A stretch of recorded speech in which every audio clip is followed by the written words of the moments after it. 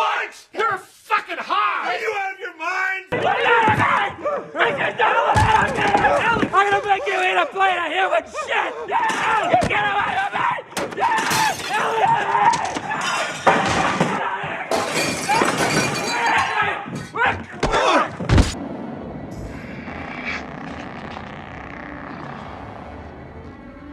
All right. We're gonna do it the Scanner way. I'm gonna suck your brain dry. I must break you. I'm gonna pull the whole thing down. I'm gonna bring the whole fucking diseased, corrupt temple down on your head. It's gonna be biblical. What does that mean? It means buckle your seatbelt, Dorothy, because Kansas is going bye-bye.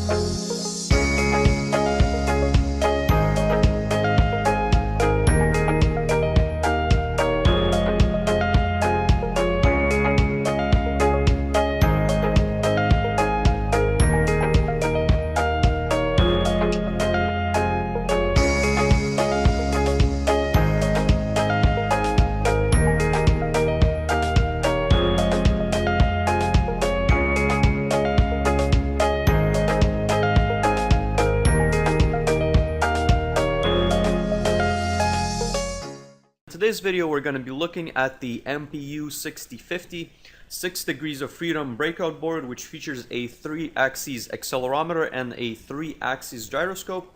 So I'm going to be walking you through the entire implementation of this particular integrated circuit. I'm going to be showing you exactly which registers I'm pulling the data from, exactly how to wire and write the software to be able to read the values, what to do with the values, what you can possibly modify in the program to kind of get something relevant more than just the pure raw data of the accelerometer and the gyroscope. And as a very quick demonstration of the data that's currently being sent back to the Arduino serial port, you can look on your screen right now, and as you can see, you have the gyro readings in the degrees as well as the accelerometer readings in G's. So let's take a look first of all at the gyroscope. It is the speed at which you rotate above a certain axis. So imagine my Z axis is going straight into the table. So if you look at your screen right now, the Z is about 0.4 degrees or so. So that's the error that we're getting. As soon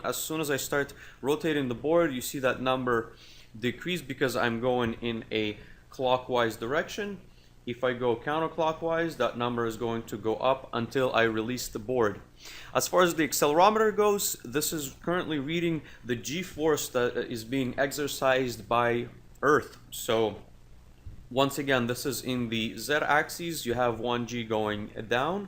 If I tilt the module along the Y-axis, you can see this force is being spread evenly at 45 degrees on the Y and the Z axes.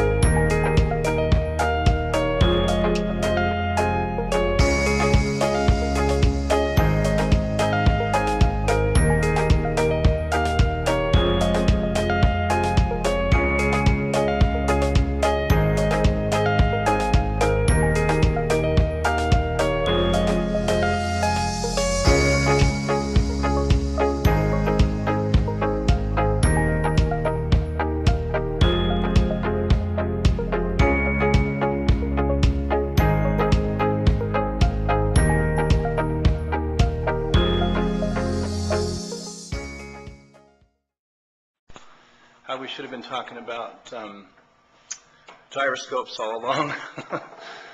Well, the thing the accelerometer picks up that's causing the issue is gravity.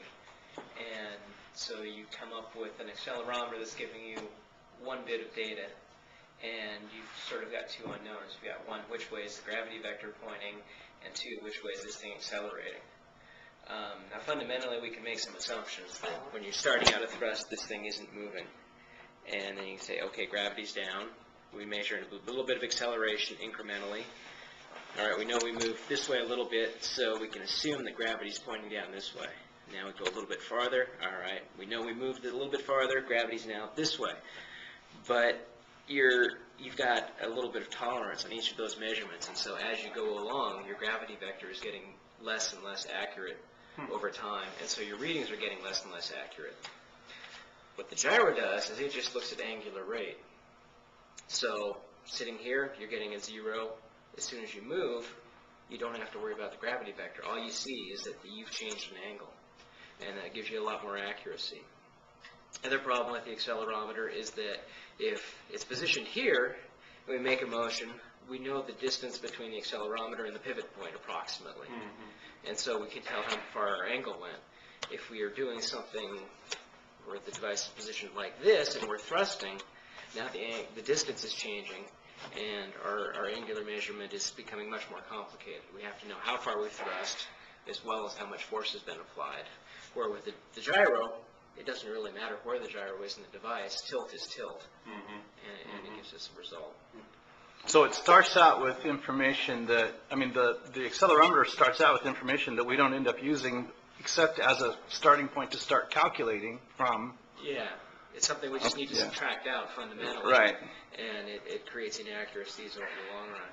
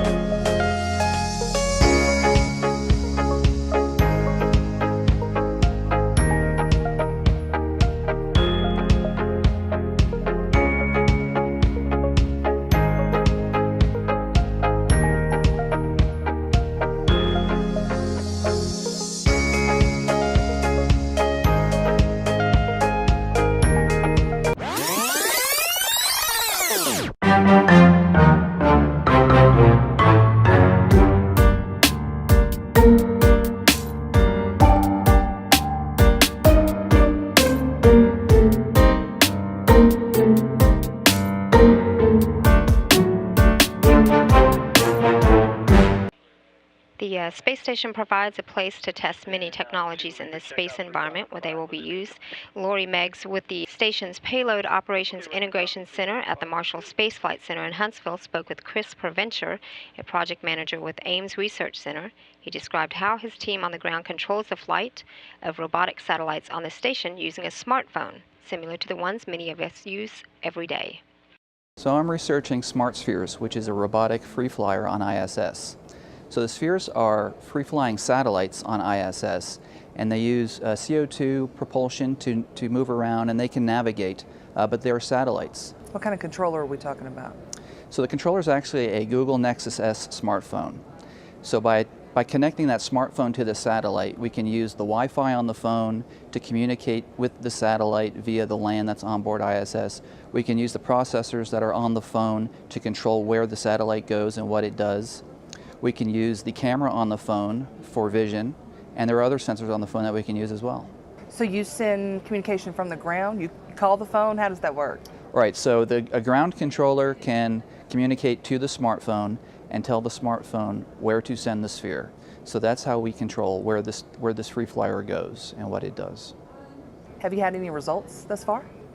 Yes, so in December of 2012, we did do a demonstration where a ground controller in the Mission Control Center in Houston controlled the smart spheres to perform a mobile camera task. So he was able to uplink commands to the smart spheres to tell it where to go and where to take imagery.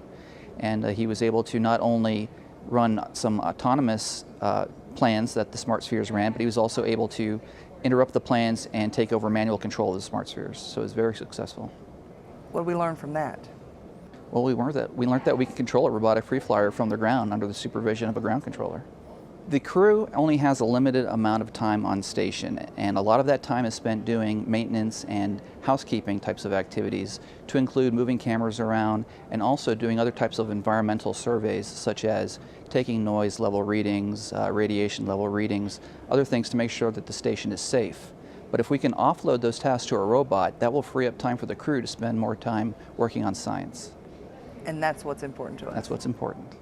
Why is the space station an ideal place to conduct this kind of research? Well, there are a couple of reasons we want to do this on ISS.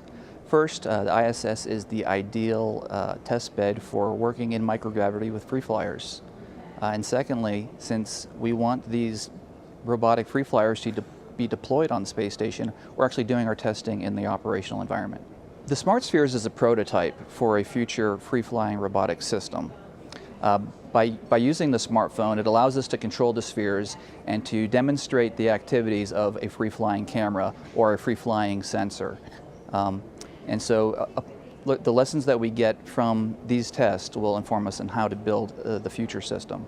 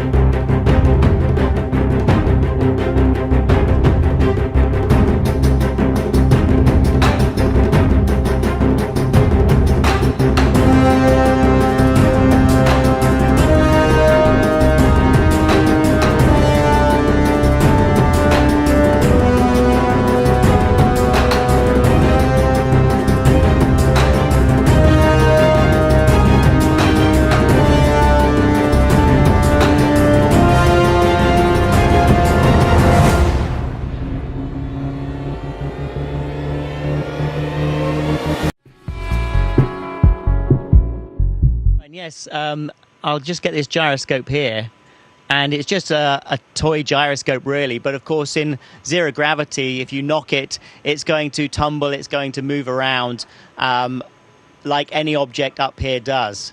However, if I get this spinning, just give me a second.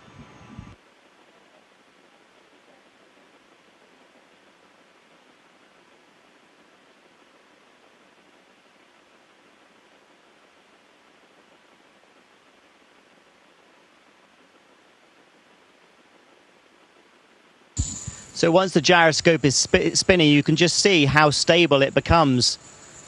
And however I knock it, it's not going to change its plane. It's going to remain in the same plane. I can put it physically into a different plane and tap it again, but it will still hold that same plane, and it's much more stable. So it just gives you an idea of how we use spin stabilization and gyro stabilization for control on board the International Space Station.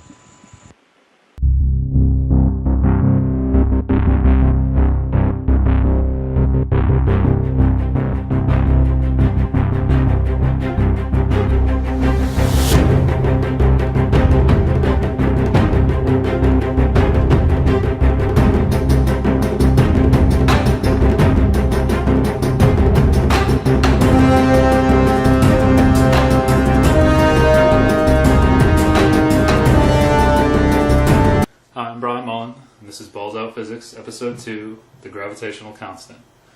When I first discovered Flat Earth theory, I thought I could debunk it right away. But the problem was I couldn't. I realized that there were some very good points being brought up by the Flat Earth community, and that's why I started this series, because I'm really asking for help here. I can't explain these things, and I've got a pretty strong physics background. I took 2 physics courses in high school and then a bunch in college to get my degree, and maybe I'm missing something, maybe I'm not. But one of my favorite sayings in the engineering world is, you learn 10 times more from your mistakes than you do from your success. This is what we always tell rookie engineers. This is what they told me. Don't worry about making mistakes. Don't worry about being wrong. Because when you are wrong or you do make a mistake, you want to find out why. And on the way to finding out why, you learn a ton. So never be afraid to be wrong, because you can learn from it. And no one on this earth who has ever lived on this earth has ever been right all the time. All the time. It's never going to happen, and it's never happened. So accept it. Learn from it. So anyway, this episode is mainly about gravity, but it's about the gravitational constant in the gravity equation. However, to get there, we need to start with some basic physics.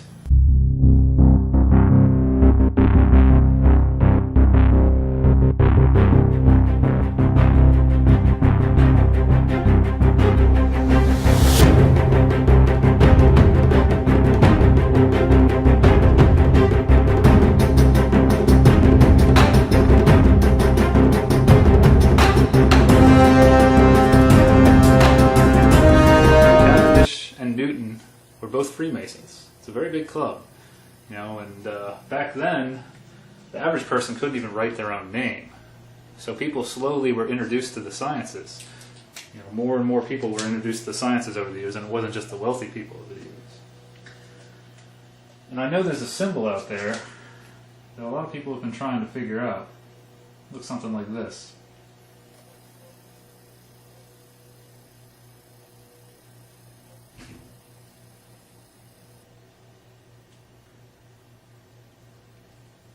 You ever seen one of these before?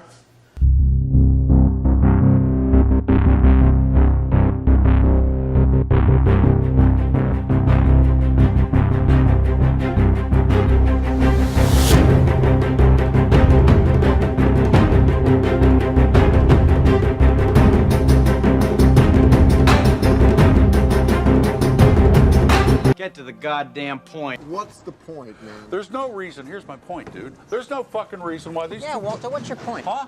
Walter, what is the point?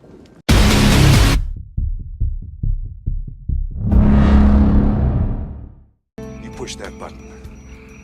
Everything we've accomplished for the past 500 years will be finished. Our technology, our way of life, our entire history. We'll have to start all over again. For God's sakes, don't do it, Snake! My name's Pliskin.